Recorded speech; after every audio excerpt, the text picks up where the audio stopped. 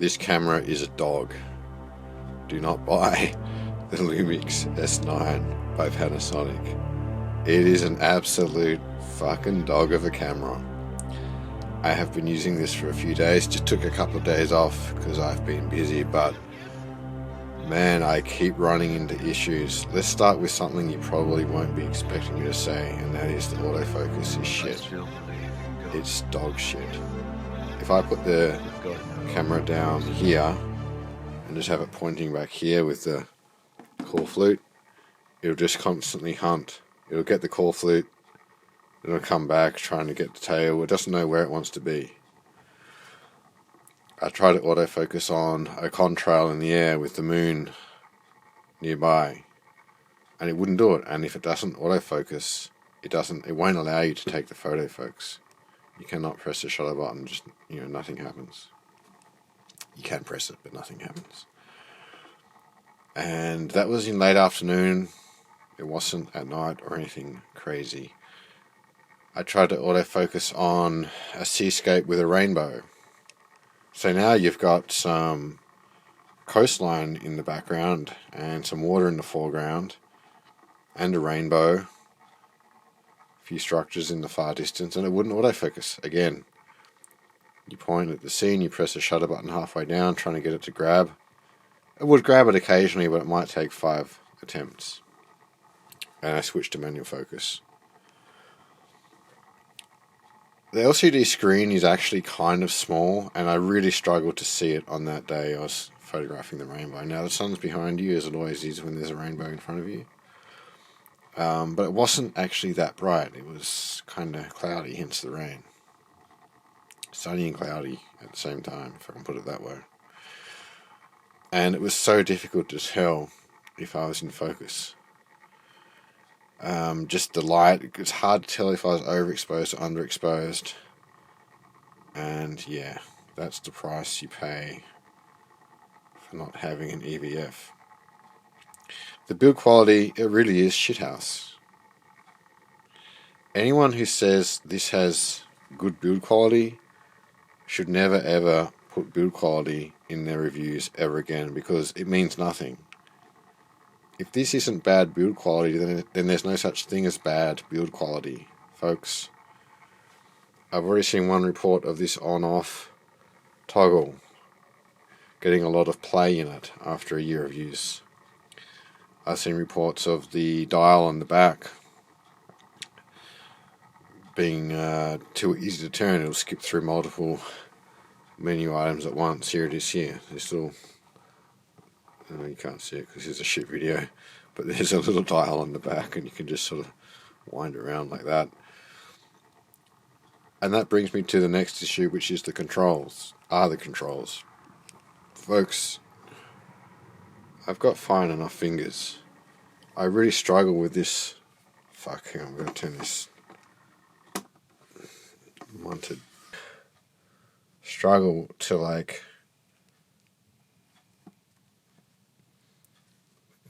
turn this. I really struggle when I need to press something without accidentally turning this. I'm often hitting this button when I'm holding the camera. I've got a useful little thumb grip here, but it's not much. And as I've said, why don't they put all these buttons up along the top? Instead of having this dial, put another dial up here, and you would be all set. Yeah, it's just two. You got a button here in the middle, you got a button here, but you don't want to accidentally hit this. I've got this set to control shutter angle when I do manual video, and this one is controlling aperture. So that sort of mimics how I have it on the GH5, which I'm using now. But it's so easy to hit this accidentally when you're doing video. And then you shutter angle, or like between shots.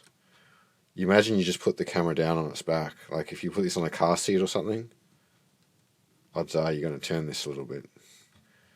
And because you touch this area accidentally when you pick it up. And yeah, I noticed, I was shooting at the wrong shutter angle.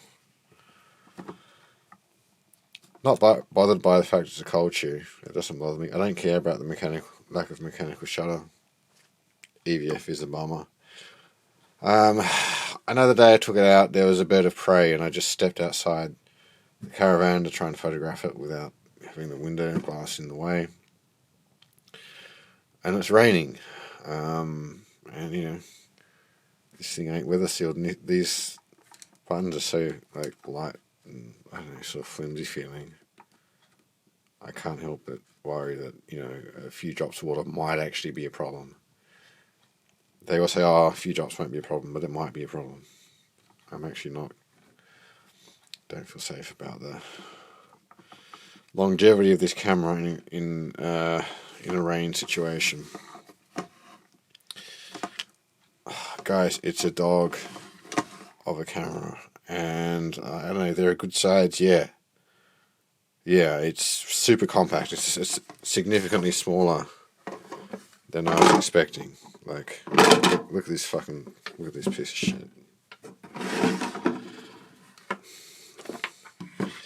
It's significantly smaller. It looks nice. It is full frame. I love the X-Pan photography mode. There's got to be something good about it, right? That you can talk about that makes you want to keep the camera. Honestly, if you don't want to, I feel like you've got to enjoy the shit show. You've got to enjoy the drama, the controversy to buy one of these. Only buy these on a big sale, big discount. I paid effectively 1,000 Australian dollars brand new.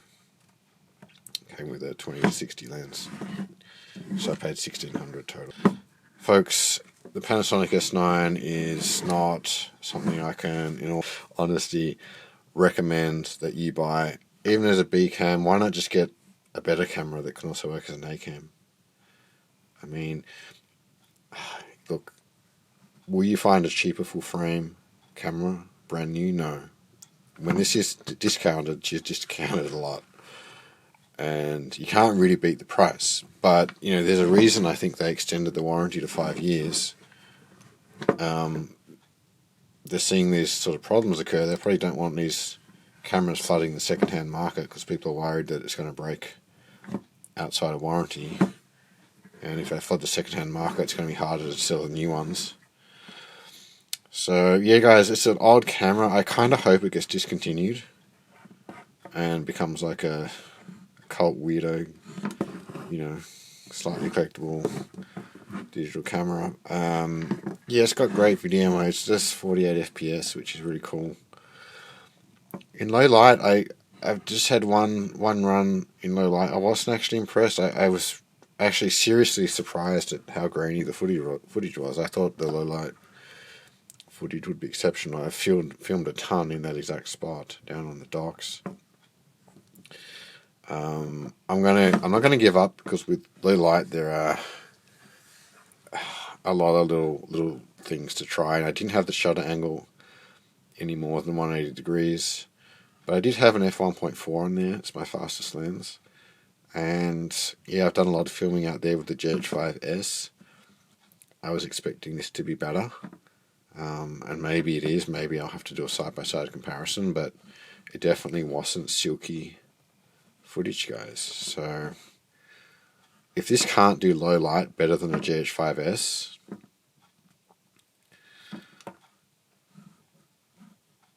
I might kiss it goodbye. As much as I love the X-Pan, I'm not a photographer. I can do C4K on a GH5 for video. Yeah, it's a dog of a camera, guys. Seriously, like do not buy this unless you want to just enjoy the freak show. I mean, if I wasn't into the drama, I'd be thinking about selling this right now.